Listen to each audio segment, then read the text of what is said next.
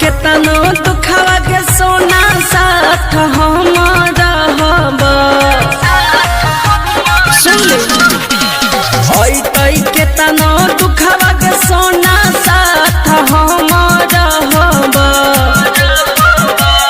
तोहरे छियौ जान है गई तोरे हम रहब। तोहरे छियौ जान है गई तोरे हम रहब। थाना पुलिस कोटवा में इहे बतिया कहब। बोल की कभी तोरे छियौ जान है रे तोरे हम रहब।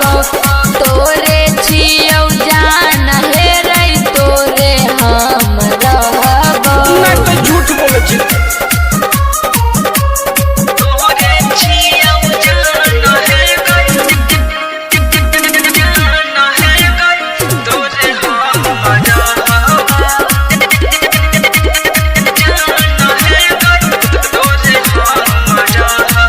चाहे हो जैते केस फौजदारी रे, आगे कुछ न होता है सबका देख लबा।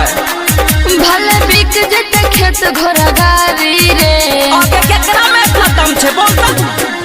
चाहे हो